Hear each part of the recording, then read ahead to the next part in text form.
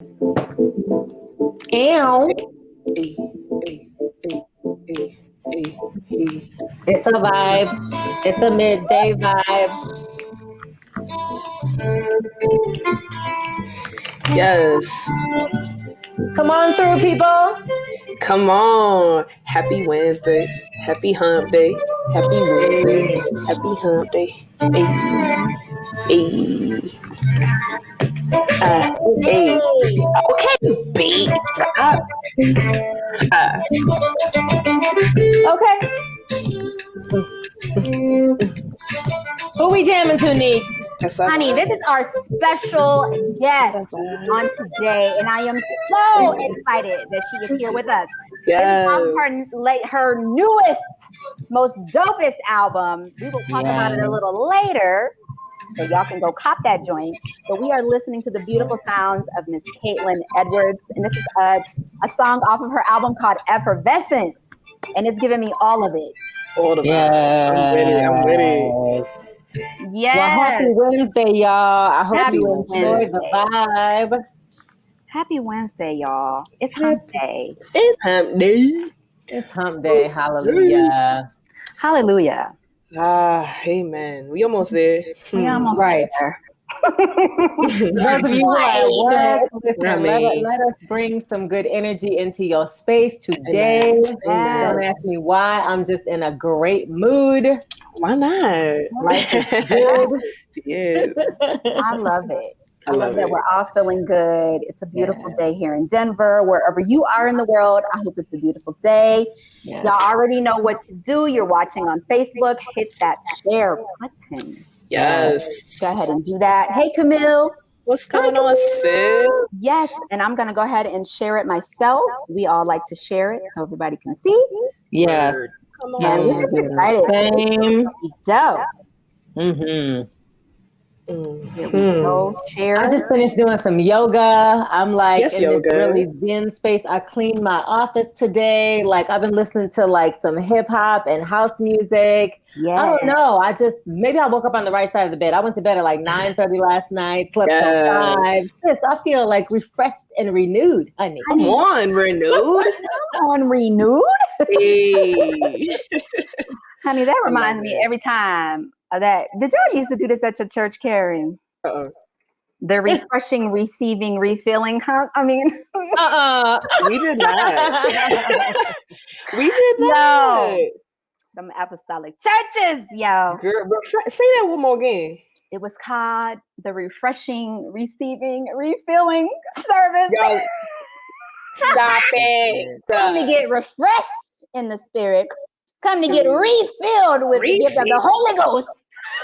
And if you never got it, it's your turn to tarry and get it. Hallelujah. The Tarian for me, sis. It's the Tarian for me. Forever. The forever Terry. Oh, Lord. Every time people say refreshing, I just can't get that. That's what you think? That was like my childhood. I was like, oh, the trauma. That dang service. I know Camille know all about it. That's wild. It makes me so sad to hear y'all talk about your church experiences every time. Like as a Baptist girl, church was so freaking fun. Oh my God, we just acted a fool the entire time. Ran the length of the church, acted a plum fool. Like I just have so many friends and stuff like that. But it makes me sad because I feel like they ruined the experience for y'all. That's just so crazy. So They did. You know, I pretty much feel like they had a fun time, but that was not me. Yeah. I mean, I got some things. I got some things from it. You know, I feel like as a spiritual being, you know, that's where it started. I just had to like figure out how the fuck to navigate the bullshit. Right. You know what I'm saying? And like get rid of that part. You know, but I used to go to Baptist churches, and they used to tell us we couldn't go because y'all didn't believe in the oneness. We be out there hooting and hollering and acting a fool. Yes. I was like, they don't stop us from the Holy Ghost. Okay, relax. Like, relax. They love God too. Stop. 100%. Can we chill out? Anyway. Right. Camille said, I'm going to have PTSD forever. Girl, you ain't lying. The struggle, ma'am. That's what it is. But y'all, welcome back to another episode of The Sip. Every week I say this because I wholeheartedly mean it. I appreciate y'all rocking with us in this fun summer schedule we got going on here. Right. Wednesdays, Thursdays, Fridays, 1 p.m., 5 p.m., whatever. 3 p.m., whatever. Feel like it. But y'all be here rocking with us every single time. And if you can't catch it live, you can catch it right on your podcast platform of choice, Apple Podcasts, Spotify, all that good stuff, Google Play, all that good stuff. So we just appreciate y'all rocking with us. We promise that we will be getting to a more consistent schedule as we get out of the summer. Maybe. God willing, the creek don't rise. Right. We're going to try. As y'all know, y'all should be following us on Instagram at The Sit Podcast. If you are not a Patreon yet, what are you waiting for? What are you waiting for? Over to patreon.com and become a patron.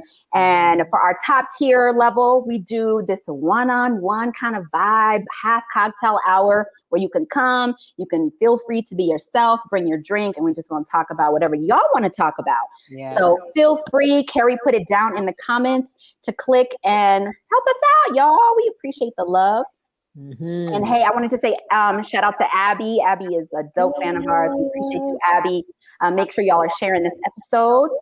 And we're going to get into the show because I'm so excited about the guest today, y'all. Like, I'm so hyped to have her on. So we're going to start with our tips for the week. Who you got this week, Raj? Well, I'm gonna say one that's not on my list, but I just had to shout out my sister Carrie Joy because last weekend I went to listen to her perform live on the 16th Street Mall, and sis was singing her heart out. She did a cover of Honey Wine, which touched my whole soul. Yes! And if y'all don't know who Carrie Joy is, y'all need to go to her Facebook page. She actually has videos of when she does live concerts, and I'm just so proud of you, sis. You're killing it as an independent artist, and I just love to see you do your thing. So you are definitely one of my sisters in power for this. Y'all gonna make me cry.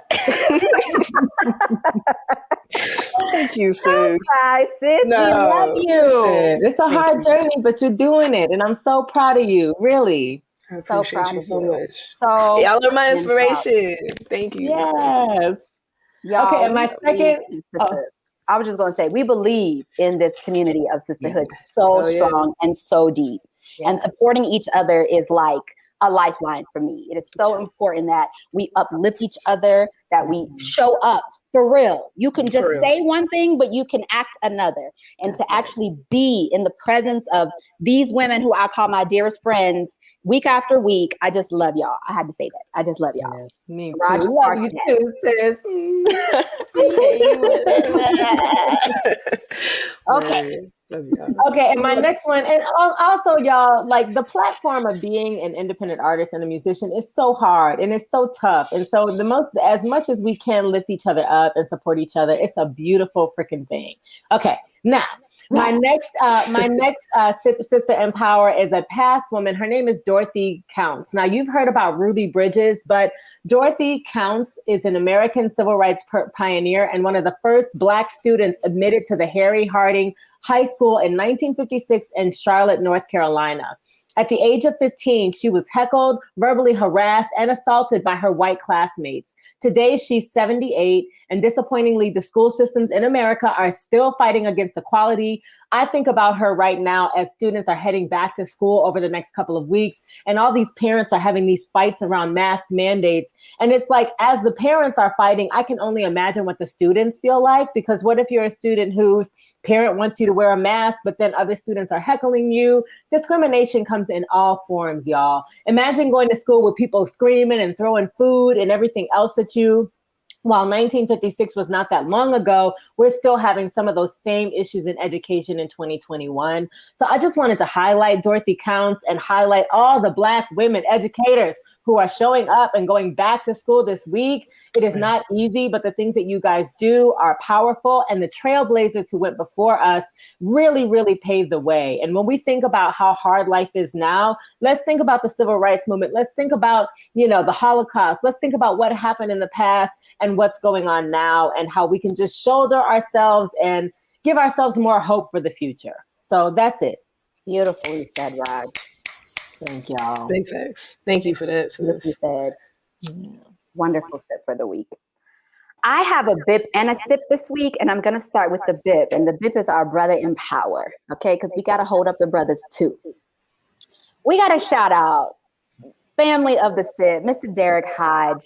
Yo, he's going big. Man is killing it out here. 100%. If you haven't seen the LA Philharmonic, they go by LA Phil. They've been doing these really amazing concerts where they bring artists in to play with the orchestra. And so Derek Hodge is a friend of the SIP. This week, LA Phil did a concert at the Hollywood Bowl with her, the singer-songwriter. Mm-hmm. And Mr. Hodge wrote all of these slamming orchestral arrangements. Mm-hmm. Sir, I just want to say that he has just been he's just been an inspiration to me and countless others for years, and it's so great to see him soar. How often do we see Black composers representing us in this type of way alongside major symphony orchestras? Right. Orchestras that lack diversity and representation of Black and brown folks. Very rarely do you see us represented in these spaces. So to see this dope Black dude walk up into these spaces with his arrangements and having these orchestras bow down to him and respect him is such a beautiful thing. So we salute you, Derek. Thank you so much for the work that you do to show them our magic and our power as Black classical musicians and as just Black composers and arrangers and everything. So I wanted to highlight him. If you're not following Derek Hodge on Instagram, please do and see all the amazing work that he does. Mm-hmm. And then my sip for the week is none other than boss lady, Miss Camille A. Brown. She happens to be my boss for real. I have had the pleasure for the last few years before the pandemic to tour with her around the country to different universities. Shout out to Juliette Jones, who also tours with her. She is just a goddess. I just wanted y'all to know that she is making her directorial debut on Broadway as director and choreographer of the revival of Four Colored Girls. Come on. Which is by the legendary poet and playwright Ntozake Shange. It first premiered at the Booth Theater September 15th, 1976, and it will be coming to Broadway in 2022. She is the first Black woman to serve as both director and choreographer on a Broadway production in more than 65 freaking years. Wow. Camille A. freaking Brown, I love you. You are a huge sister in power. Girl, you are doing the damn thing, and we salute you, sis. We salute you, sis. Yes. Salute. That's good shit. That is beautiful. When are we going? Right, we gotta get sis on the show too. We gotta make that happen. I'm gonna make that happen. We're gonna get her on the show. We're gonna get her on the show. Hell yeah. So those are my sip and bit for the week. Who you got, Carrie? Who you got? I don't have anybody this week. You can just say yourself. Oh, right. Because I'm my power. Listen, like Frida Kahlo said, I am my own muse. Baby. Okay, so that's real. I appreciate that. I'm amongst y'all. I'm amongst my sisters empowered this week. So. Oh, love you, sis. Y'all, we are sipping. We did not say what we are sipping on today. We sure didn't. Mm-hmm. We slipping on our sipping. Slipping on our sipping. Okay, cozy cup. First of all, I love that mug. Every time I go to your house, I'd be like, girl, give me that mini mug. My mug is divine. Those who don't know me know that I love all things Disney. And my second mama, Marion, got me this mug. And it says, mornings aren't pretty, honey, because sometimes they aren't. Right. So I was having some oat milk coffee with some maple syrup, and it was banging, and it's almost gone. And I'm also drinking some water in my favorite Black girl water bottle. So yes. We slaying it today, y'all. We slaying it.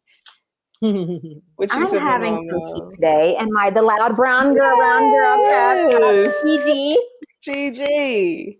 Y'all know that tea that Starbucks makes? They used to call it the medicine ball, but then they had to stop calling it the medicine ball because people was tripping. They thought it had medicine in it. What is wrong with people? Y'all are stupid. Girl, it's all medicine. Right.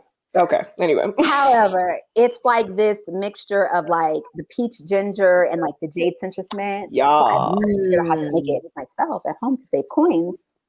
And that's what I'm drinking. That sounds delicious. Yes. It's yummy. What you got, Carrie? I'm just drinking some water. Some I'm just getting some water in my gallon bottle. Got my face on it. Come on, yeah. Got the beautiful sticker we rocking. You know what I'm saying? Be beautiful, baby. Beautiful. That's it. That's it. And I'm eating an infused brownie. Hey. Oh, did you get them from Homegirl?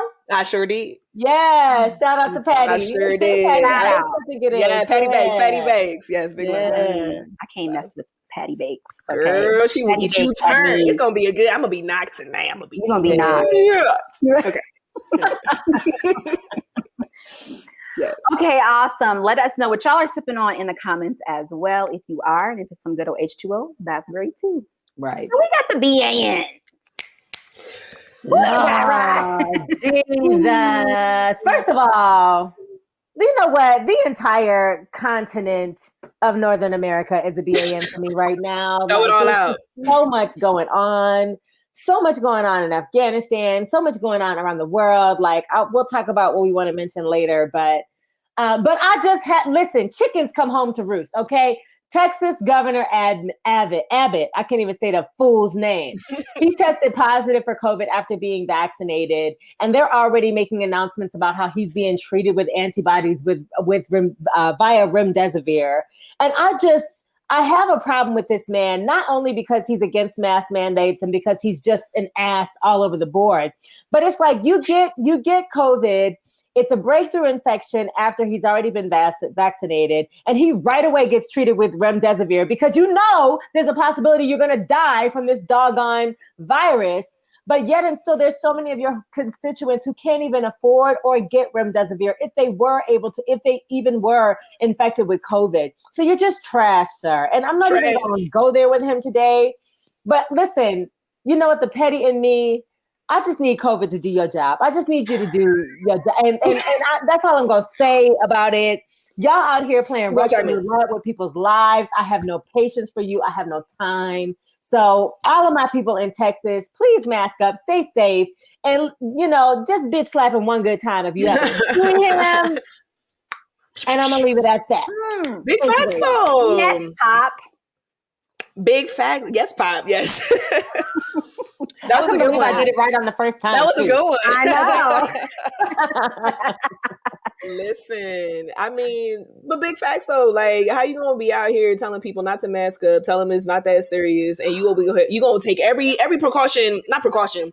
You gonna do everything you can now that you've been infected. Right. You know what I'm saying? Because you know this shit is real. Right. Stop playing with people's lives. I don't get it. Like, if you don't think this is real and you don't think you need to wear a mask, then when you get it, why don't you stay your ass at home? No. How about when you get it, just go on and live your best life. Don't get remdesivir. You don't think it's that big of a deal, right? Don't go to the hospitals. Don't get treated. Just stay at home, bruh. Fight it out at home. You got it. Apparently. You got it. We could say so much more about this, y'all, but I'm gonna try to hold my coos for today because these people is working my last nerve, and the news is just, it sends me to a place. That's why I did yoga today. That's why I'm in a Zen space. There we go. I haven't watched the news yet this morning. Amen. You're not gonna disrupt that. You're not gonna disrupt that. Lord have mercy. Abby said she's sipping on some red Kool-Aid. Okay, come on, red Kool-Aid. Red Kool-Aid. Honey, you with a lot of sugar in it, girl, with 2 cups of sugar. Let me know. No, it better have some good sugar in it, girl. Come on now. Yes. And Latoya, hey Latoya. What's going on, sis? She's on some homemade hemp milk made by her dad. Ooh. I need that recipe, sis. Yes. That sounds delicious. That sounds amazing. Thank y'all so much for watching. Okay, who you got, Miss Carrie Joy? Yeah, I don't know their names, but these suckers. Listen, so I was scrolling through the YouTubes and this video popped up that was taken about a week ago. And it was of Jamaicans protesting the LGBTQ flag that's flying at the U.S. Embassy in Jamaica. And so one of the things they were asking for was that instead of the LGBTQ flag being flown there, why don't they fly the Jamaican flag, whatever. Like, I understand them asking for the Jamaican flag to be displayed. It's your land. I feel that. However, I don't understand their stance against the flag and the hatred that's being used to defend that stance, right? One woman stated that the flag normalizes perverse lifestyles that lead to disease and death. So this shouldn't be imposed upon them as a Christian nation and as Christian people. It is their duty to fight against it. Listen, Linda, go off on the US, like go off, right? Like, the US be trash, right? In the way that we interact with other nations. However, not for this reason, shorty. This is not it. This is not the hill to die on. The same Christian beliefs that you are defending now are the ones that were used to rape and pillage your indigenous people, that were used to pillage your land. And it's the same beliefs that keep you under the financial stronghold that you're under today. You feel me? So how about let's reel that shit back. You know what I'm saying? Right. Let's pull it in. And for me, I think the question more so was like, how do the Jamaicans that are a part of the LGBTQ community feel about this? Like, how about them? What are their thoughts? And how can we elevate their perspective in this conversation? Because, I mean, y'all know I'm talking about like how I can leave the US. And I'm as many times where I've been trying to figure out like how can I move back to my home country? My people are from Jamaica. I would love to be there, right? But like I also know y'all still kill, y'all still kill kill people that are queer in the name of God. You feel me? And we gotta deal with that. We gotta reconcile that as a people because human beings deserve to exist.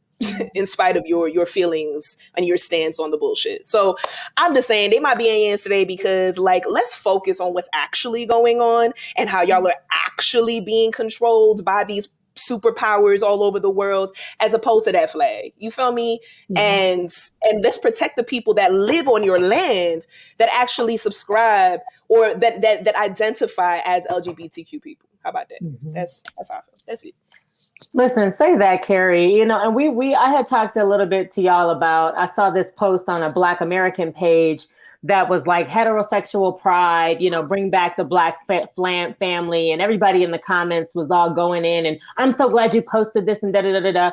Here's the thing for me, y'all. I'm real black and white about this issue. You either are for Black rights and against oppression or you're not. So you can't say I'm for the equality of Black people, but not them gay people over there. You can't do that. You're hypocritical, you're oppressive, and you're literally it's literally perpetuating institutionalized racism. So I just don't understand how people can get so up in arms. I mean, they were protesting outside of that embassy, Carrie. They were hollering to the top of their lungs. They probably took off work to go and do this. And it's like, y'all, this is where you want to hang your hat in the age of pandemic, in the age of everything that's happening in life. This is what you want to fight over? Go to the embassy and fight about equal rights. Go to the embassy and fight about getting China out of Jamaica. Money. Fight about that, but don't fight about the equality of all Black people. Because that's what you're doing. You're oppressing your other Black brothers and sisters when you're doing this. So miss me. I have no sympathy for it at all. And they don't see that. How can you not see that you are oppressing your own people? Right. Your own. Your family. Your family. You put kids out on the street over this. Yeah. In the name of God. Y'all gotta stop and knock it off. Like, it's just, wow. And Black straight people, I don't care. Black straight Americans, any of you who are saying, yes, straight pride, heterosexual pride, nobody is not for the Black family. It's up to you to build the Black family. Ain't got nothing to do with nobody else. So just stop it. Stop it. Big stop it. Big X. Amen. I said it all.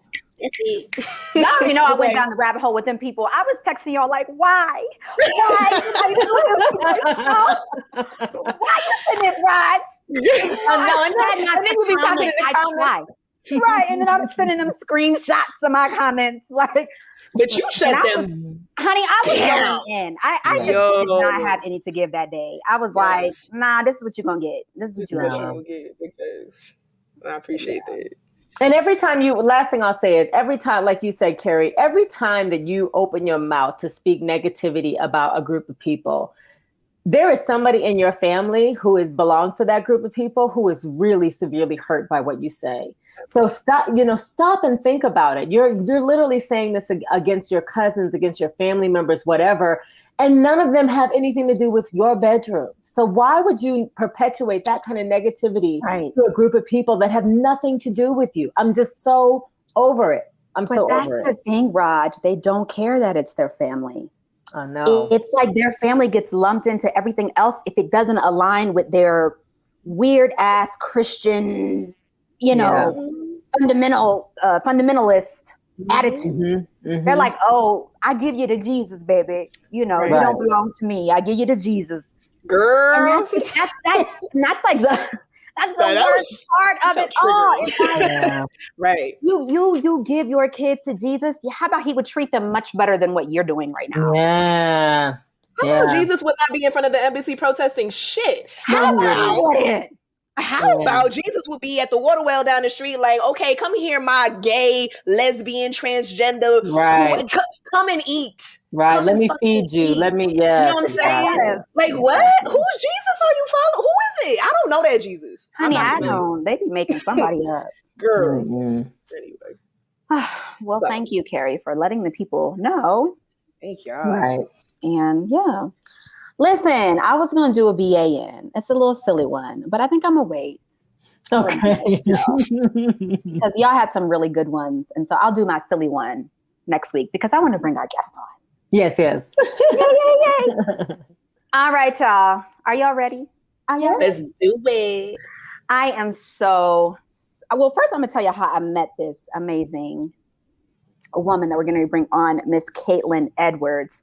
So I was in New York. I got called to do something called the Recollective Orchestra that was created by Stephanie Matthews, who's a dope violinist, string arranger, all these amazing things, and orchestrator and just ridiculous musician, Mr. Matt Jones.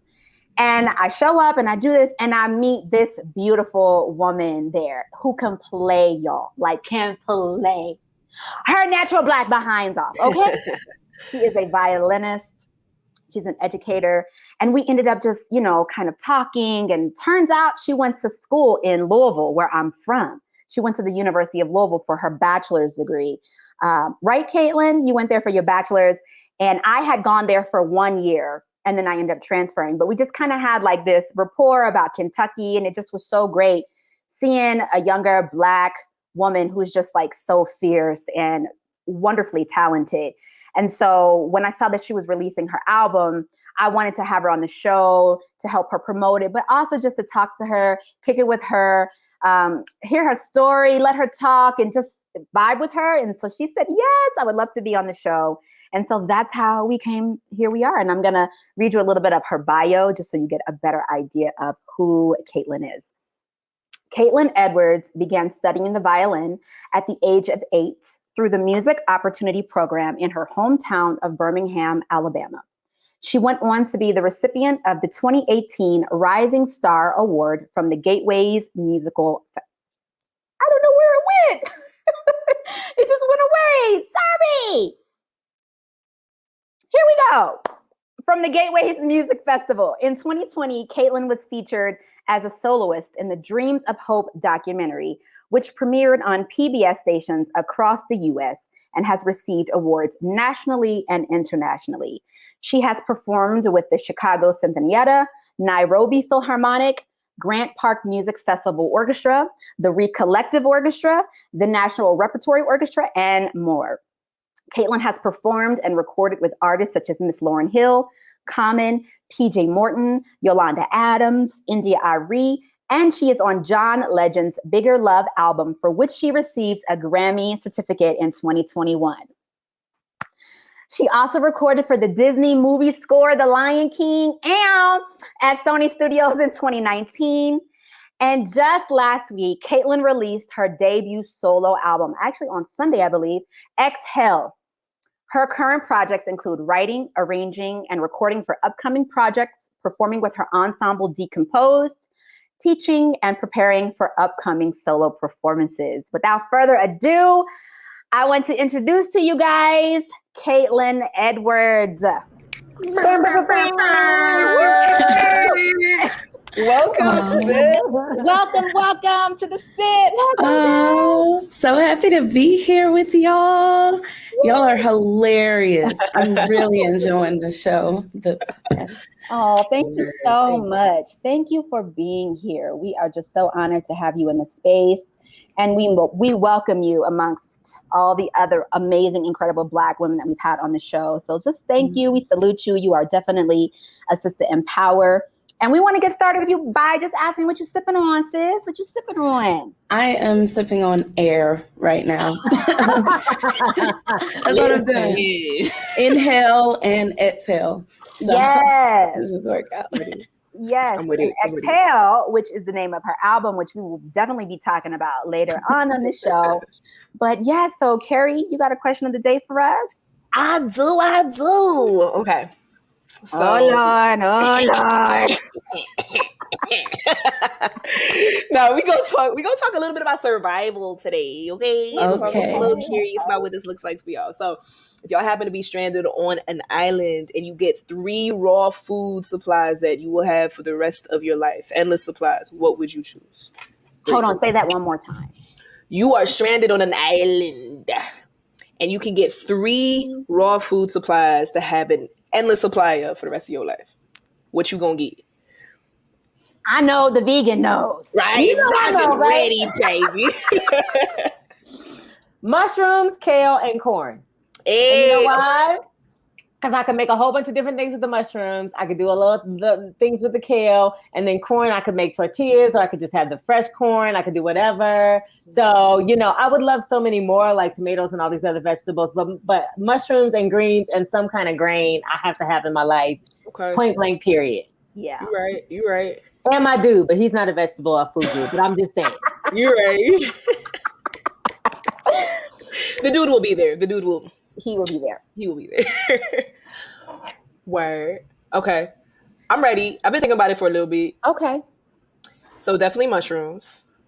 I really love spinach. So spinach. And some type of melon. Like I really like honeydew or some sweet, you know what I'm saying? So yeah, mushrooms, spinach, and some honeydew. Or mango. Okay, that's it. I love it. You got yours, Caitlin? Barely, y'all. I barely cook. So girl, you and me both. Yeah, I barely cook. Okay. Something that you can just take off. You rinse it in the water and you like, you know what? Yeah. I mean, I love mangoes. Mangoes are great. I could do broccoli, but I guess you could roast the broccoli like over some fire. I don't know, somebody could. And I eat meat. So like I guess chicken, I could eat chicken for the rest of my life. I don't know. Yeah, girl. Hell yeah. Yes. I'm assuming I could make a fire and cook some vegetables too. Like they will be raw, but I'm with you, Caitlin. Right. I would say for me, if we stuck on a stranded island, so y'all know I gotta go to the left. Like if we stuck on a stranded island, does that mean that I can get in the water and like find me some crabs? Like right? Okay. So I need rice. I need rice. Some jasmine rice, some white rice. Yeah. I need some rice. I need cantaloupe. I need an endless supply of cantaloupe. Mm-hmm. Yes, you do. And then I do. And then I need some crab and some shrimp. Like wait. I need some shrimp. If I do not have it. But I feel like if I'm on an island, then I can use the resources from the land. There you go. I agree. Jump in the water and catch me a lobster. Or like, the gods that stranded you on the island is just going to supply you endlessly with crab. There you go. There we go. Then it would be crab, rice, and cantaloupe. But I need leafy greens because I got it. No, I'm sticking with that. That's my final answer. Okay. Abby said if I'm stranded on an island, I'm dead because I can't cook a thing. Abby. Girl, you can eat some food. I give up. I quit. Yo, that's hilarious, Abby. That was get some wine so y'all can make some. Get some grapes so y'all can make some wine. You know what I'm saying? Oh, there we go. You did. Because I'd have a whole garden. Do you hear me? I know y'all. Clothes on, eating food. I should have said that marijuana shit. I don't know what I was thinking. What am I gonna do? that I'm thinking about anyway. That's hilarious. Oh, that was a good one, Carrie. Yay. Yeah. Okay, so we're going to get into some questions for you, Caitlin. So tell us, I want you to start off by just telling us who Caitlin Edwards is. Who are you? Okay. Yeah, so I am me. I'm just kidding. Mm-hmm. Yes, I am me. But I'm a violinist. I'm based in Chicago. I do a bit of everything. I actually came from a recording session earlier, but I record. I contract for the Rise Orchestra here, which is an orchestra, an all-Black orchestra of college players and players in the community. I'm in Decompose Chicago, Decompose Ensemble, which is my quartet, where we perform the works of Black composers and just Black artists in general, uplifting artistry and collaborating with Chicago-based artists. Who am I? I'm a daughter, I'm a sister to two brothers. I love God, I love the Lord. I was raised in the church. Yeah, I think that's me. I love it. Yeah, okay. That's girl. I love it. I usually spend hours trying to write out an essay. Who am I? No, yeah, your answer was perfect. And all of those things make up, you and your beautiful self. So I love everything you said. So you grew up in Montgomery, Alabama, and now you told everybody you're in Chicago. Tell us about that journey. Like how you got from Alabama to now Chicago. Yeah. So I grew up in Birmingham, which isn't too far Birmingham. I'm sorry. Birmingham. Yes. It's okay. It's just down the road, down 65. Yeah. Yeah. So I started violin at the age of 8 through this nonprofit organization that was coming into local Birmingham elementary schools, giving free lessons. I had never, thought about playing the violin before until my third grade teacher just randomly called my house and was like, hey, would she be interested? And I'm so thankful she did, because that just really has set up the rest of my life. I went to the Alabama School of Fine Arts, which was the junior high school performing arts school. And there I was able to really get immersed around young artists, taking that, music training theory, attending summer music festivals, meeting even more, young people and teachers across the states. And then I moved to Louisville for undergrad. I studied there for 4 years. And 1 year, I think it was 2016, I randomly applied for this fellowship with the Grant Park Music Festival here in Chicago. It's this festival that offers free classical music concerts in Millennium Park, downtown Chicago. And so I was able to go there, make some money, play in a quartet. And that's when I was like, oh my gosh, I love Chicago. It would be a dream to move here, to live here. And so that next year I applied to a bunch of different grad schools, and I chose to come to DePaul, came to Chicago, and I've been here ever since. I love it. What a journey, sis. What a journey. What a beautiful journey. And I know that journey has not always been easy, and we will definitely get into that. But I wanted to ask you specifically about violin. So you talked about your teacher calling the house and asking, when did you know that you wanted to pursue music? What age were you when you were like, yo, this is what I want to do? Was there a specific defining moment, or did it just call you and you always knew that? So I guess 2 moments. When I was a young girl, I used to sing. So I would sing really young, leading the adult choir on radio broadcasts. It was crazy. And at that time I was like, man, this is what I'm going to do. I want to be up there someday. I want to be, doing stuff. And then I started violin. And so I kind of stopped singing, but okay, website. Yeah. And oh yeah, so I started going to my high school or / junior high, and I had it in my mind, I'm not going to really, make a career out of music. I'm going to go to law school. That's what I'm going to do, because a previous teacher of mine had told me, hey, you're going to the school, but you got to promise me that you will not pursue a career in music. Like, What? you go to the school. Yeah, I'm so serious.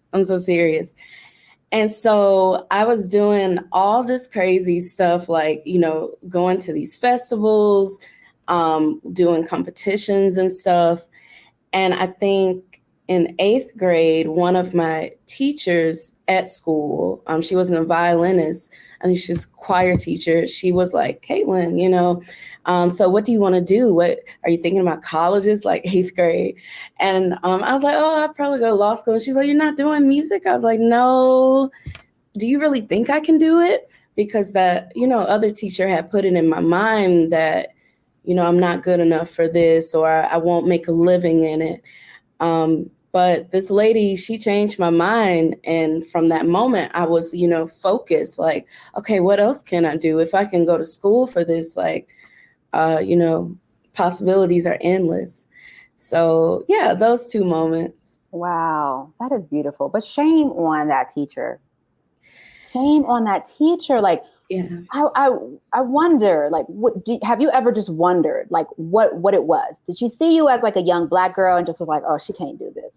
Or what do you think it was that made her just, because when you were there to play music, you're in festivals, yeah. You're doing all these things, like, and really incredible things outside of just like going to elementary school or middle school and just taking basic orchestra. Like, you were doing all these things. Like, shame on her. Do you have like a feeling of why she might have tried to steer you in that direction? Well, a couple of reasons. She could have been thinking about like her own life, her own career, and, the struggles she went through to establish the things she established. And then also the program I came through, it was a nonprofit. And so many of those students, they don't always, go into college for music, and a lot of teachers give up really easily on students, just let them slide by during different things and stuff. She was actually really strict on me. Like, I would leave lessons crying. That's a whole nother story. Just a lot. But I think it was her own viewpoint of like what a career in music could look like, how hard it is. And even back then, she's an older lady, even now, I mean, of course, but back then, a career in music looked different than it does now. Right. Like, now I can record an album from the crib. Right. Or, work. But back then it was just, you either teach, you're in orchestra, or I don't know what else you could do back then. Right. Yeah. Well, I'm glad that your second teacher was like pushing you into that direction and that you followed your heart, sis, because the world has definitely, the music world, the violin world, the string world has definitely benefited from you and your just incredible talent. Thank you. You're welcome. So I wanted to ask a question around you being specifically a Black woman who plays an instrument that is seen as very white and very classical. Have you had a moment in your career that was super challenging within the art field? And how did you overcome that specific moment? I mean, this moment with your teacher sounds like one, but was there like another moment, like as you were inside of your career, that was difficult? Career. I think it's always a balance. So like going into these predominantly white spaces, looking how I do, but also bringing like my culture, my traditions, my musical, voice. It can almost feel jarring at times. I remember growing up doing like music festivals, summer festivals, when oftentimes I'd be like either the only Black person there or just maybe like you can count on two hands how many were there. And you just feel it. At the time I was younger, I couldn't really identify it. I was just like, okay, I'm Black.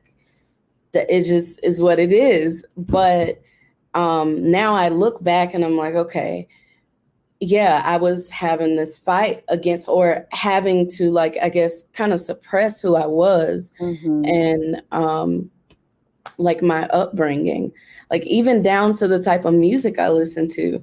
I was born and raised listening to gospel music, and I love soul, I love R&B, I love hip hop. So when you enter that classical space, it's like, no, we're going to talk about classical music.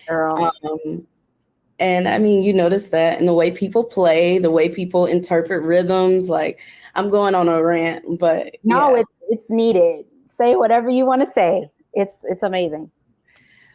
Yeah, it's just kind of been an ongoing thing. You notice like the vibes and different like spirits around you of people. But anyway, sorry, I can't focus. Let me focus. No, I think that's great. Because I can relate 1,000 gazillion %. Right. And it's like, it's just this weird thing that you've put so much time, energy, and effort into learning this instrument really well, or what you think is really well, just to be met with stares and this kind of undercurrent of, does she belong in this space? So then you got to give them the Black girl magic, honey, and you got to let them know, like, this is here. But when we were younger, I used to cry. I used to cry when I had those moments. So I know how you feel. And it's something I feel like we just unfortunately will probably have to deal with forever. But I think the way we kind of frame our mindset now around it is like what helps. Because now you've created this like beautiful lane for yourself. Now you're an artist. So now you're just not this orchestral musician anymore. You are a whole artist out here, ma'am. Okay? An artist with an album out. And you have said, this is like, I'm not going to stay in this box that y'all made for me. I have my own box that I have now created. And it's actually not a box. It's like this whole huge space where I can do whatever I want to do, that my talent will take me. So yes. Oh, thank you. You are doing it, sis. And I'm just so proud of you. If you guys haven't, like, y'all have to go to her Instagram. I would love for Carrie to show a bit of her Instagram.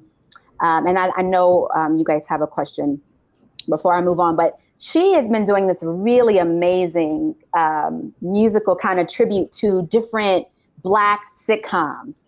And she's playing them like in a string arrangement style. And it's just like ridiculous. Like she did Martin. You did Martin, right? You did the Parkers, Moesha, the Proud Family.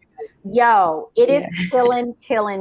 So y'all make sure we have her Instagram right here. She is at Violinist Kate. That's Violinist Caite. Make sure y'all go and follow her and just check out her content. She's on YouTube as well.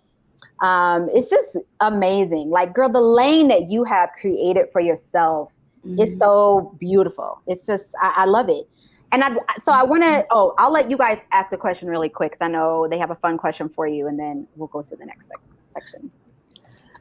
First of all, it's the rhythm interpretations for me. I caught that low key shade and got my interpretation a little bit. I mean, I was just thinking, I was like, it translates into everything. The way you interpret the rhythm, feel it. Okay. Yes. But my other question for you, just from a curvy girl, because I had to peep the fashion that I saw on your website, sis, where did you get that rainbow suit? That suit was phenomenal, sis. Thank you. It is Posh Shop with 2 P's. Posh Shop, maybe poshshop.com. Google it, y'all. I had like 5 people looking for like clothes for me, like 5 friends. Like, can you look for something for me to put? And my friend just randomly sent it to me. And she didn't think anything of it. She was like, okay, she's going to say this, thank you. But I loved it. It's artistic and it fit well. The pants, oh my gosh. Girl, that's the perfection. Gorgeous. I just had to shout it out because I really, even in all the pictures that you have, I love the fashion that you wear. And I feel like for those of us who are curvy, what we choose to wear on stage is, muy importante. So girl, you just rocked it. So that's all I had to say. Thank you. I love it. Word. Carrie, did you have a question? I did. I just had a quick question about Decomposed, honestly. Yeah. I wanted to know, about this quartet, with like how long you guys have been playing together, and what was the catalyst? Like how'd you piece it all together, and just about the journey? I know there was a lot of questions in one, so if you could just about Decomposed overall. Yeah, so Decomposed was started in 2017. Our executive director, Corey Coleman, one day she went to a concert, and I think it was a Black History Month concert, with an orchestra. And she noticed there's no Black people up there, and they're not playing Black composers, or, where are the Black composers? Who are the Black composers? Me personally, I didn't really think about that until later on in college, because that wasn't presented to us. But anyway, Corey, she did some digging online, and she found our violist, Danielle Yelly Taylor. And so, yeah. And Danielle she's a violist. She writes music. She's amazing, absolutely amazing. So she's like, hey, you think we could get a concert together filled with, Black composers? And she was like, yeah. So they put that in motion. And I had just moved to Chicago that fall for school. And so Danielle reached out to me and was like, hey, would you be available to do this concert? I was like, yeah. And so we show up to the first rehearsal. Was it the first? It might have been the first rehearsal.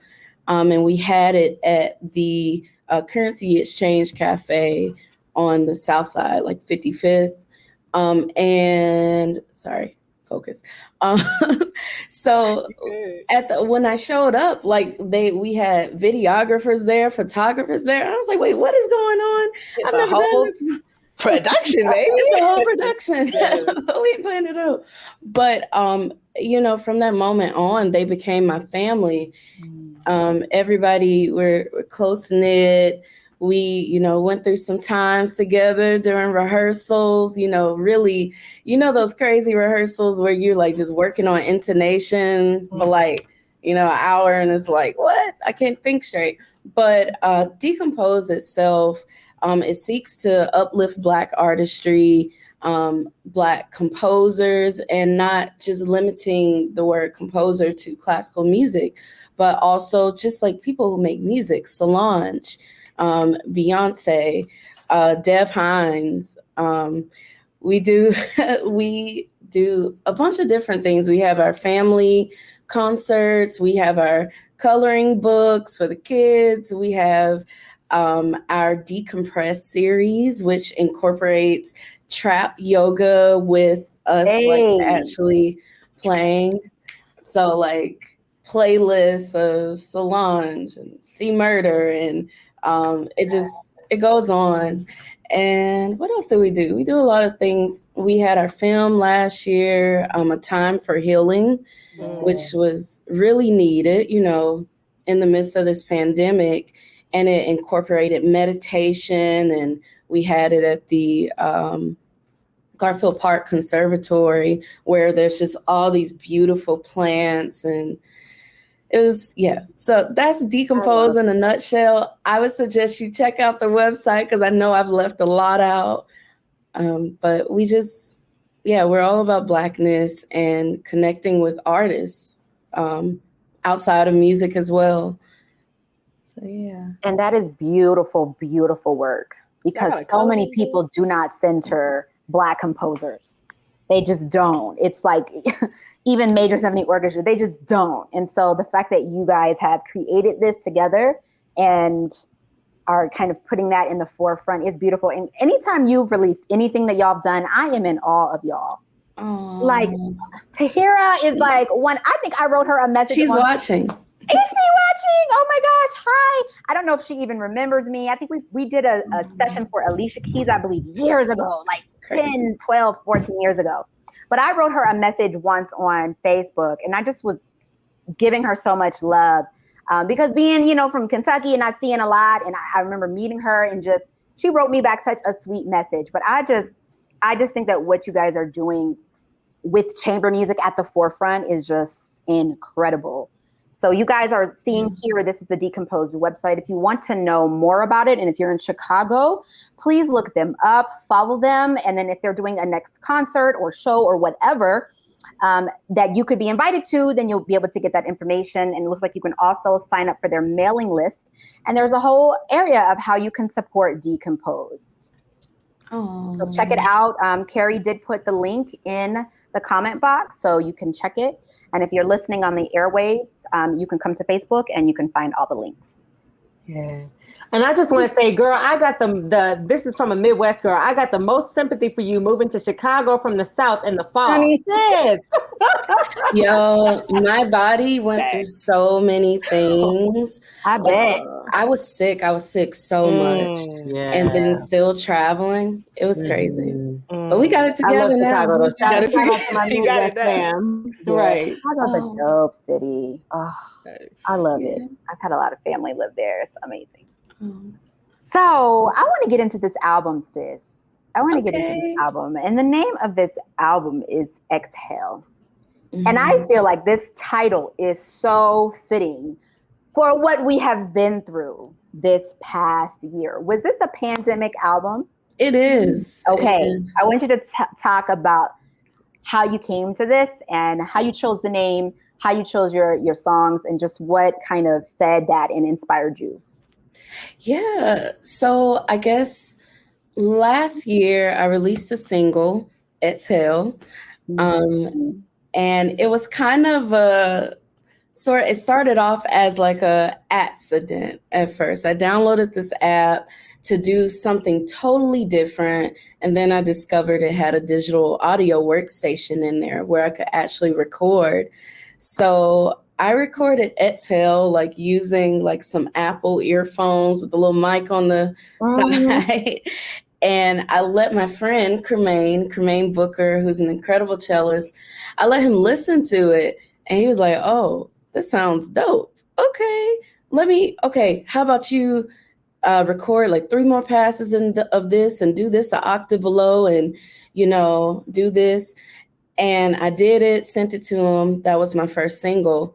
And then he was like, you should probably get a mic set up, get some headphones, an interface, all that stuff.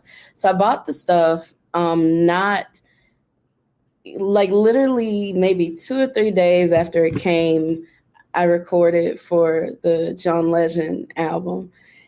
And so then, like divine timing, amazing. But yeah, then I just started messing around in Logic, like pulling like piano loops and drum stuff, just trying to see like, can I make a track that I, like? And so once I would make the track, I would, add melodies and harmonies, think of different things to go over it.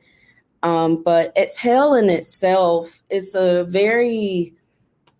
the song is a vibey and peaceful song. And I made it during a time like we were in the middle of the pandemic. We didn't really know what was going on. Things were just crazy all around us. And to me personally, I just had to stop, be nice to myself, and take the time to breathe, just breathe, be in the moment, and just know that everything was going to be okay. God was going to work it out. I was going to make it through.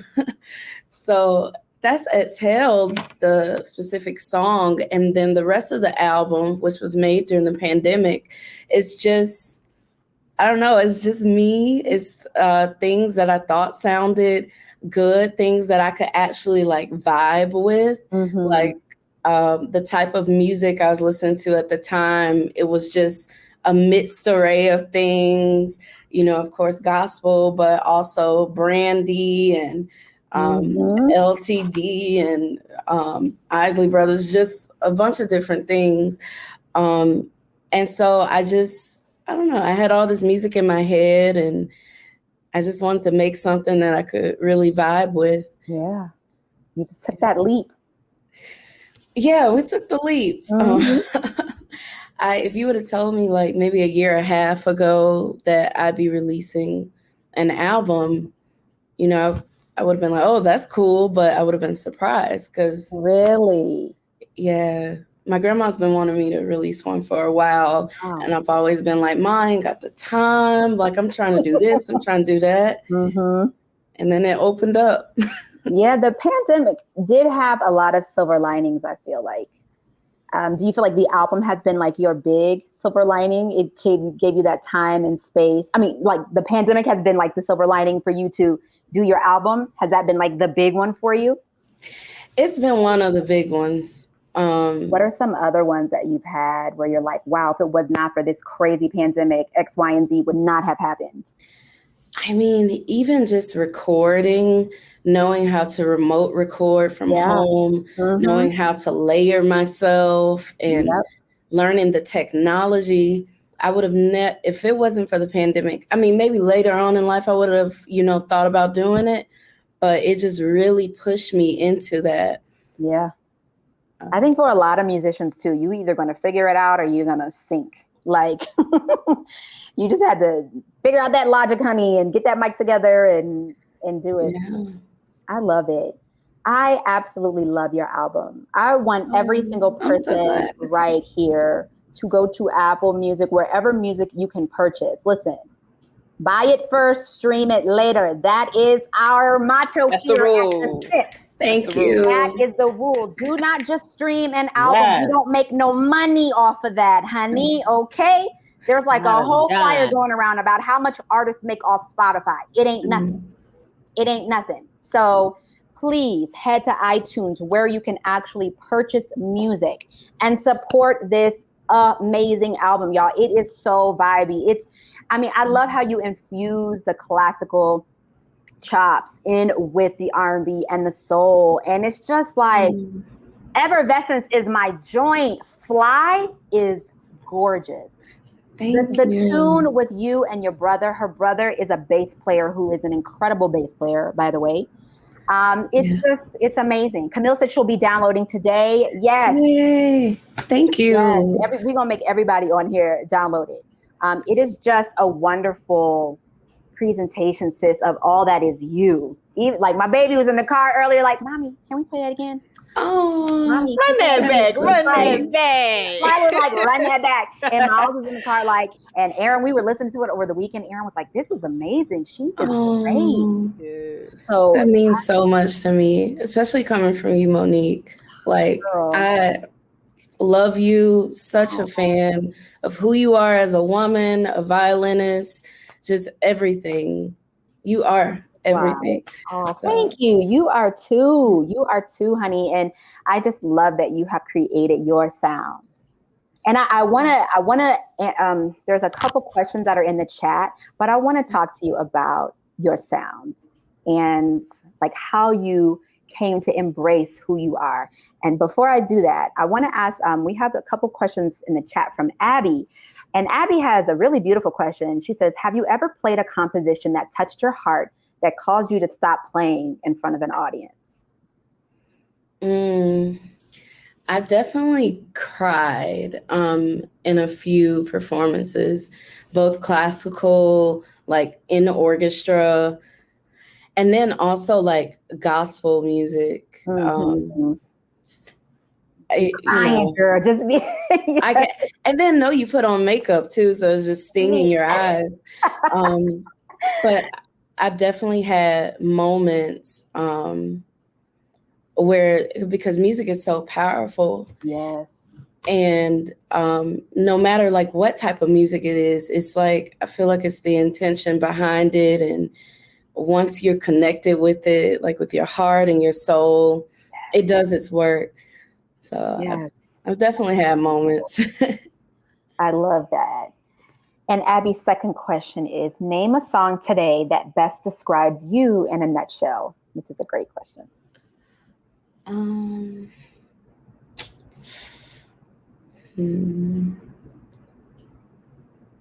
Gosh, Tank and the Bangas, there was some song, was it like Self-Care, or was it, I don't know, but there was something that they were repeating that was like, you know what? It's not Tank and the Bangas. It's this other girl. She was like, I'm gonna spend all this money, but I'm gonna make it right back. Like I'm in my bag. Yes. Make it all right back. I'm gonna have to find the name of that song. It pops up on my playlist on Spotify. But it's like, okay, I'm young, I'm doing the thing, I'm having fun, I'm making money, and I'm gonna spend some money, but I'm gonna make it all back because God is good. And I'm like, I'm doing it. I'm grinding, but not grinding too hard, I love it.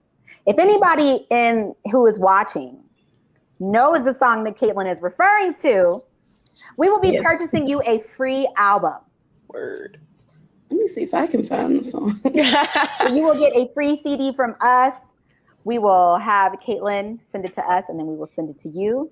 So if you know it, if not, we'll give you another opportunity later on.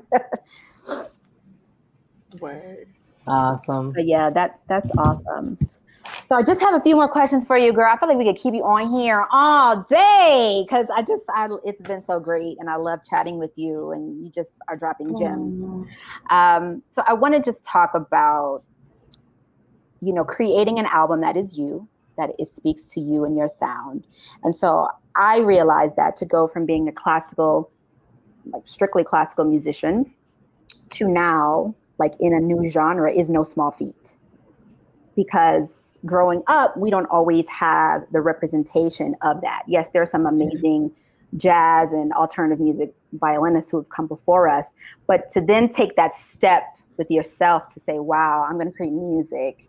I'm not going to care about my technique. I'm not going to care about, shifting exercises and all these things. I just want to actually play music that speaks to like me. So I would love for you to talk about how you found your voice. Yeah. Well, it's been developing over a while. So when I was younger, I used to go with my brother to Saturday morning jazz lessons, free jazz group classes at the Carver Theater or the Alabama Jazz Hall of Fame. And there was a man there, Dr. Frank Adams, older man, had played with Duke Ellington, Sun Ra, just all these crazy things. And he would give these free group jazz lessons. He was so sweet, but he would always point to me, be like, all right, let me have my violinist. And I would have to solo. And it was the most terrifying thing ever, because you're around, all these saxophonists, clarinetists, blah, blah, blah. And I have to do a solo over this. I can't even read, the changes. Right.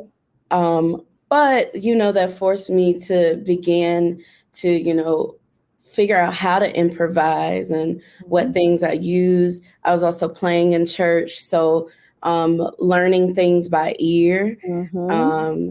And then in undergrad, I started playing with some jazz ensembles at U of L. Oh, that's dope. Yeah. Jamie Aebersold's people, yay! Yeah. I love it. Yo, they do amazing jazz work at U of L. They do. That's dope. So that got me into more of improvising, and I figured out, what things I like to hear myself play, or I spent a lot of time trying to go back and forth listening to a singer and trying to figure out, how do they do that run? Like how they space it out, how they accentuate one note or vibrato, even playing with Decompose and figure, because we do a lot of, hip hop and R&B or pop covers and stuff. And, there's a difference between playing it at a wedding and actually playing. Yes, and playing. Yes. Yeah, like you have to really, so we spend time like listening to the vocalist, trying to see, okay, what kind of vibrato are they using right here? How do they end that phrase? How do I like the bow articulation? Yeah. Because in classical music, you just get used to, okay, I have to lift at the end of this note because in Mozart, yes, that's what we do. Yes. So I guess like, I became comfortable with my sound, and I don't know, when I play classical music, I pretty much incorporate that same thing. I'm not always sliding all over the place, Yeah. but yeah, it's just me, and I like to say it comes from my heart. Like, since I don't vocally sing anymore, I sing through my instrument. So that's it in a nutshell. That's beautiful. And I think it's no, when I say it's no small feat, I think, and you can tell me how you feel about this, but we are told like, oh, this is like a really great performance and you should kind of try to model that performance. You know, listen to this orchestra do it. Listen to this artist do it. And so you're like you said, there has to be a certain way you play Mozart. There's a certain way you play Tchaikovsky. There's a certain way you play Ravel. But when it's like your own thing, it's like the freedom in that. And then to like really trust yourself. Like you don't have to sound like anybody else who's out. You don't have to do what anybody else is doing. You just do Caitlin.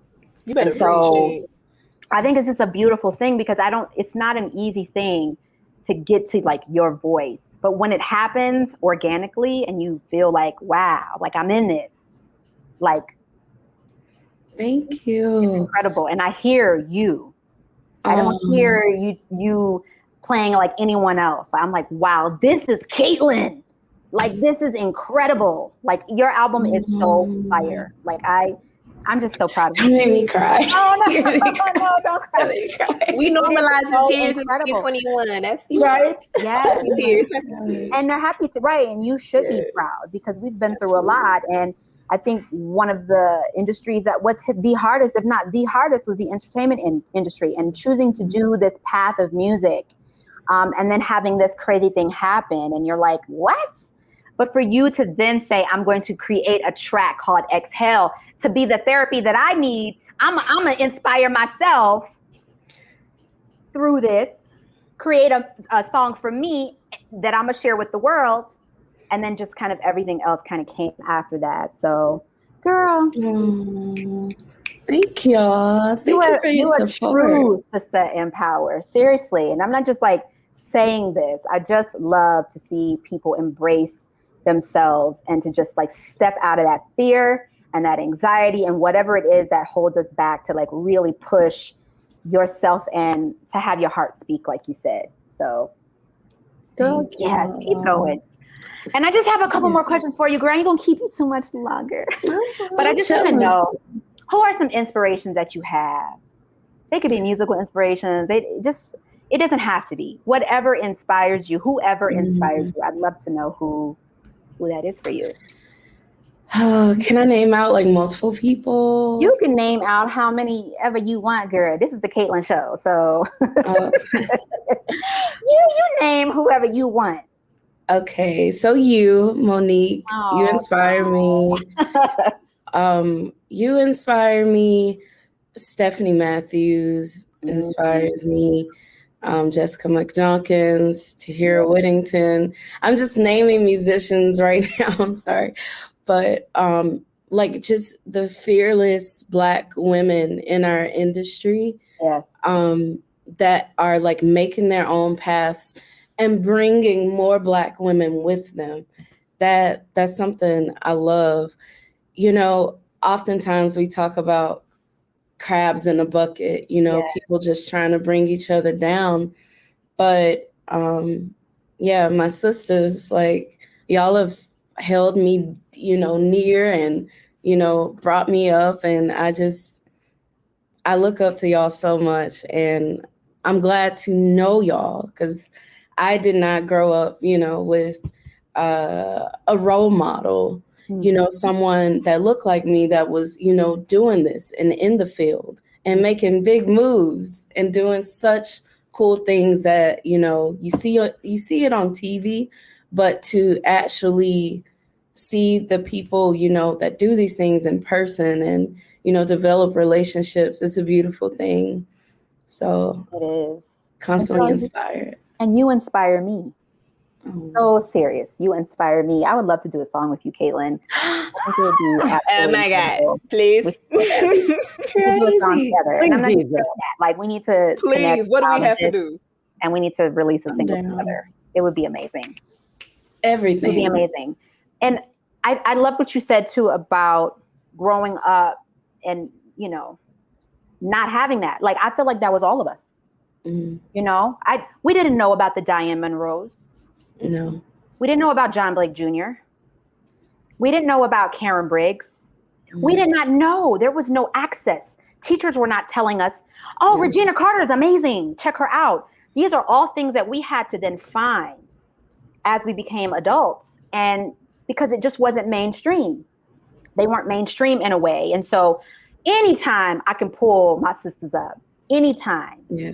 I just, it, like we said in the beginning of the show, it means so much to us to have Black women on the show, no matter what you do, and to then like tell everybody else about you. Because if we can't do it together, then really like nobody is going to, the world is not going to promote Black women. The world is not going to just so willingly, you know, have all these amazing opportunities for us. We have to then do it for ourselves. And so, girl, I'm always here for you in any capacity. You reach out to me about anything, anytime. I'm always here for you because I'm in the same boat as you. I have not arrived. I am not some up here high in the clouds string player. Like, I am just me who has the same story as you. When I moved to New York, I met Black women who play the violin, like Edith Yokley and Chayla Yancey, that were like, girl, you just moved from Kentucky? I got you, sis. You're going to be in the Harlem Symphony Orchestra. I got you. You're going to do this. I got you. They brought me into the fold. And so to be able to pay for whatever you want to call it, it's just, it has to, because Black women took care of me. And so it's our duty to take care of you and to see you soar as high as you can. I want the world for you. I want the whole world to know who Caitlin Edwards is. Girl, I can't talk because I'm getting emotional. But I want the whole world to know who you are. And y'all have to download her album and share it. Please share it. And you know what? That's going to be the giveaway. Everybody who's watching, I want to see you share her album. And if you share it, we will put you in a pool. Everybody who shares it, we will put you in a pool, and we will choose 2 people who have shared Caitlin's album and website. And then we will send you a free copy of her album. Share. And listen, I can ask you 20 million more questions. Do it. I was gonna say real quick, when you share your social media, be sure to tag us on the SIP so that we can see it and we could get you your free shit. It's gonna be beautiful. Thank you. Yes, tag the SIP. And I just have like one more question for you, and then we're gonna do a rapid fire. It's rapid fire. So, who has been, or what has been your greatest musical memory to date? And who would be your dream collaboration? I could start off with dream collaboration. Such a huge fan of Missy Elliott. So that would be amazing. Yes. Really innovative artist and a legend. Like, yes, ever. Greatest musical moment? Or is it? Like the moment you look back and you're like, yo, I'm on the stage doing this right now. Oh my God, my mind is blown. Oh man. Okay, one that I thought of like immediately was that concert with Miss Lauryn Hill at Hollywood Bowl. Yes. That was crazy. That was my first. Well, first, okay, so many things. Miss Lauryn Hill, like What? That's Carrie's girl, honey. That's Carrie's girl. She's all of our girl, but she's Carrie's. Listen, I love me some. Bless you, Caitlin. Bless you. Okay. Yo. No, that's beautiful, man. I would love if you gushed all about it, like, but maybe we all get a drink or something. We can gush about it anyway. Talk about it. I mean, I loved it, and the energy and the lights and just being on that stage as well. I love stages with people that are actually like trying to connect with the music and are there on purpose to like really enjoy. Yeah. That was beautiful. There's so many other things. Recollective. Yeah. We did that studio session. That was amazing. And girl, you did Lion King. That was great. That was definitely a moment where I was like, am I really here right now? Like, what is life? And I was also in the midst of graduating. So I had a graduate recital that next week. Like I was out here taking lessons after the session, like playing this rep. But that was an amazing experience as well. I love it. Thank you for sharing those. And then my last question before we do our rapid fire is, as Black women, we have a lot of the world on our shoulders, dealing with our careers, our home life, our personal life, just everything. So what do you do in a moment of like despair or whatever? What do you do for your self-care to really help ground yourself to get you back to Caitlin? Oh, yeah. It depends on the situation. I definitely try to monitor how I'm breathing. Because when I get, caught up in all the things, like sometimes I'll just freeze. But like I have to monitor how I'm breathing. And then also just taking some time to rest and like realizing that I don't want to force myself to practice right now. I don't want to force if I don't feel like doing something and it's not urgent or it won't, even be productive. If I did it, then I won't do it. I can use this time to rest, to, feel better. And then I can go do this thing. I work it out. If I need to practice at 7 a.m. in the morning, I'll get it done. And yeah, that's basically it. Just learning to listen to my body, whether I need to go to sleep, whether I just need to chill out somewhere. Yeah. I love it. And just listening to yourself and being like, nah. I don't want to say no. I'm like, no, I'm going to rest. Still learning how to say no. Honey, I think all of us, like. Okay, Lynn, if you don't follow the Nat Ministry, do you? Yes, I do. Okay, just making sure. Because listen, I am an evangelist of the Nat Ministry, baby. The bishop has said, you go forth and tell my people to sleep. And so I just wanted to make sure. Sleep, if y'all don't know, follow the Nat Ministry. Sleep. I love it. So thank you so much, Caitlin, for being here. We are going to get into a rapid fire. But before we do that, I want to share this really beautiful comment from Tahira. She says, okay, I had to officially log in to comment. I am so proud of Caitlin. You have no idea. She has grown tremendously as a woman, a musician, and human being right before my eyes. Thank you all for acknowledging her and lifting up her music and spirit. I appreciate y'all. That is what we are here for. Yes. Thank you, Tahira. Love you. He is an incredible cellist, y'all. And composer. And just all of the things. We're going to have her on the show too. Like she's incredible. Thank you for watching. And thank you for leaving that beautiful comment for Caitlin Tahira. And girl, let's get into this rapid fire.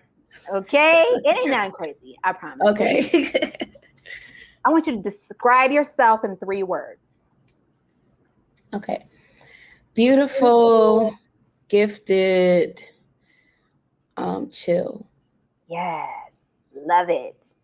So sis, you got 10 minutes to practice. What you doing? Scales or etudes? Scales. Ow. You're booking a flight to anywhere in the world. Where are you going and who you going with? Oh, so many places.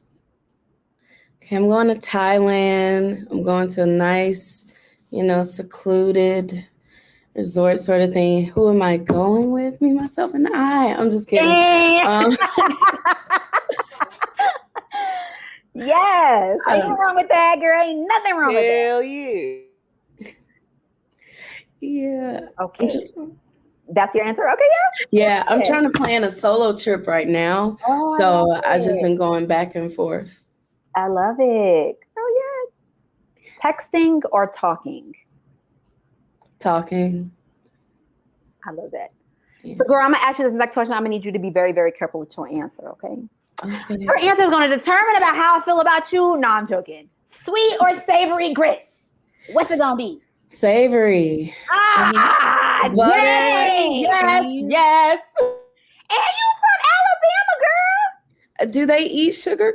No, my family always cheese, butter. Really? Some salt, some pepper. Okay. Or if it's no cheese, just butter and salt and pepper. Okay. I've never had sugar grits. Maybe I need to try it. Yes. Do I need to had try salt and pepper ones one time because I was like, that's how my husband eats them. And I said, I'm gonna try your little salt and pepper grits. I like both of them. And it was a no. I like butter, cheese, I like sugar on top. Sugar too. You make them sweet with the cheese and a little pepper. Yes. What? Just the proportions are a little different. You know what I'm saying? Like, yeah, I dig it. Banging. I was just joking though about that. Like, there's this whole thing with Kev on stage and the grits. Did y'all see he got on there crying like, y'all abused me about I like sugar in my grits. So I just be joking with people. What is the best thing that has happened to you this month?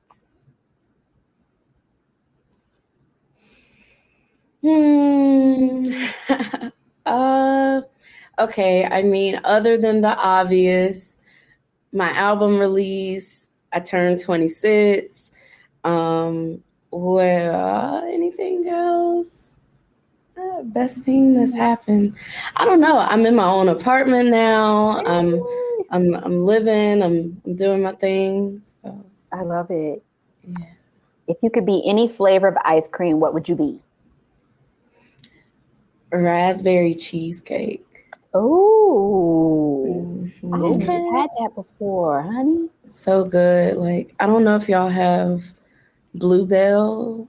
Yes. Bluebell? There's Bluebell here. Yes. There were like the big huge one. Yeah.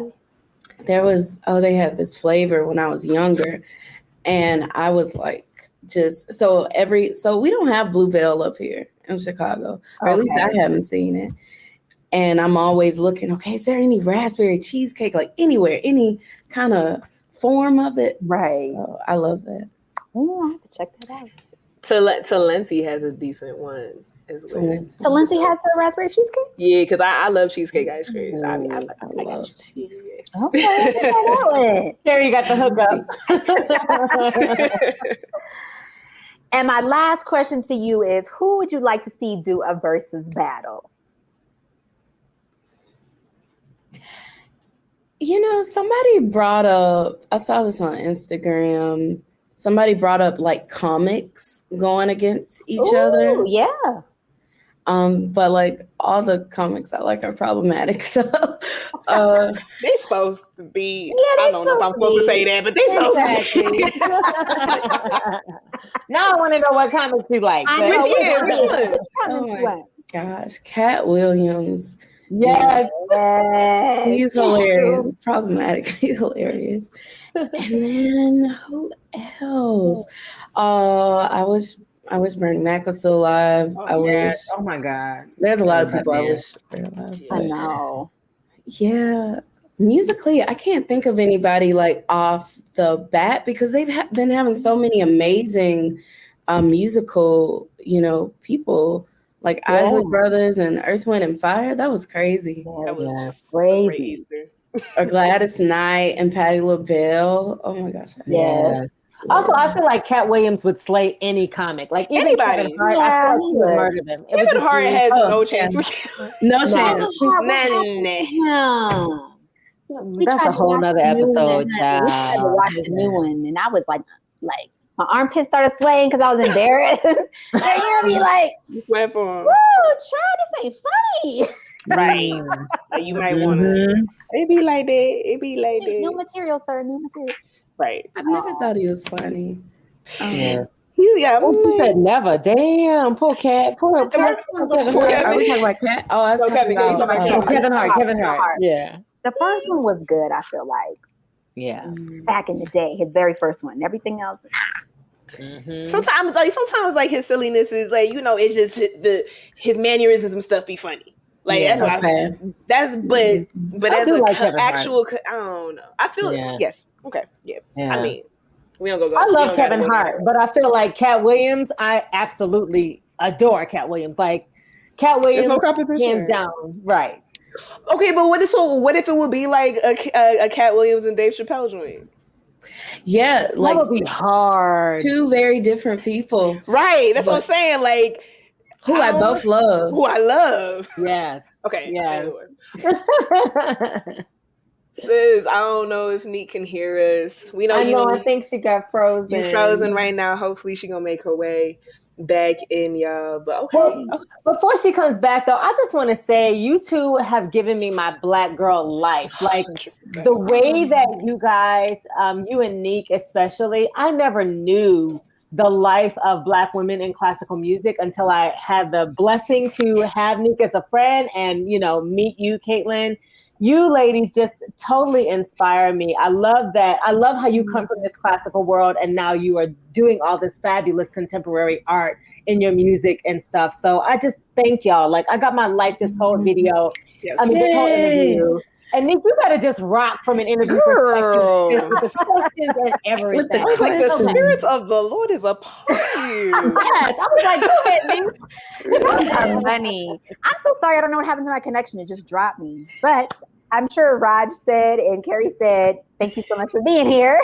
Yes. Thank you for having me. This has been so much fun. Yes. So much fun talking and meeting y'all. Yes. Yeah. Absolutely. I am blessed. I am absolutely blessed. And before we end the show, we thank you as our sister in power, Caitlin. And we just wanted to ask if you could join us real quick. We're going to say a quick prayer for Haiti, fam. I don't know if, people are, there's a lot going on in the world. It's chaotic and it's even more heartbreaking when people are losing their friends, families, loved ones. And so we just want to pray for Haiti.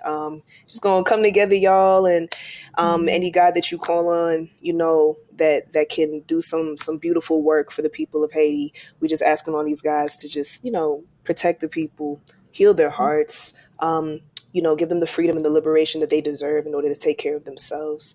And, any way that we might be able to, just love on someone else in this time because we need each other. Please, inspire us and encourage us to do that. So we're praying for them. We're praying for the families that are impacted and for this world as a whole. In the names of the gods. Amen. Amen. And I would say too, y'all, I'm sure all of us have friends from Haiti. So reach out to your friends and ask them too how you can directly support. Don't just look at UNICEF and, send your money to these random organizations. And we'll try to do some research and share some organizations that we know about or that we've had information about. But look to your friends and ask them exactly where you can send your funds to support, and you'll know exactly where those funds will go. So, yeah. That's real. Yeah. Amen. I think Nick is frozen again. Oh, she's frozen again. Oh, all right, y'all. Listen. The internet don't want to let us be great. Not great today. It was a great interview. It was too hot. The interview was like, wow, I can't handle it. So, yeah. Big love to you, Caitlin Edwards. You are our sister in power for this week. We love you. We support you. And family, as always, be sure to tune in for the next time. We cannot wait to see you again. Subscribe to our YouTube. Go to Instagram and hit us up at _podcast. Download Exhale, baby. You know what it is. All right. Thank y'all. Blessings. Much love, everybody. We will see you soon. And for a minute, until Nick comes back, we just gonna vibe out on this music. I want y'all to listen to this single. It is called Effervescence by Caitlin Edwards. It is such a vibe. We will put the link. We put the link in the comments already. But y'all, go to Spotify. No, don't go to Spotify. Buy first before you stream it and support your local independent artists, y'all. Black women out here doing dope things. So until the next time, I don't know where our girl is. We lost her. That's all right. We're going to write it out. We're going to write it out. We're going to write it out. Hey. Aww. Much love, y'all.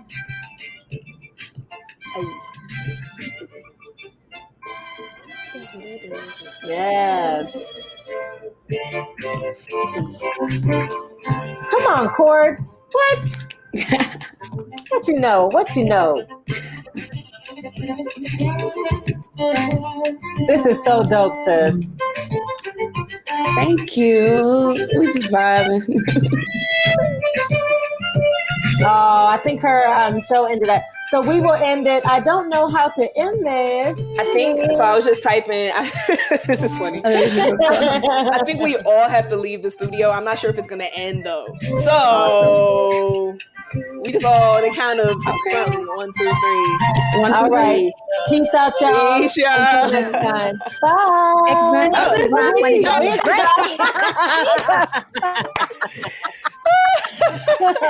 Xfinity, damn, doggone it. I'm so sorry.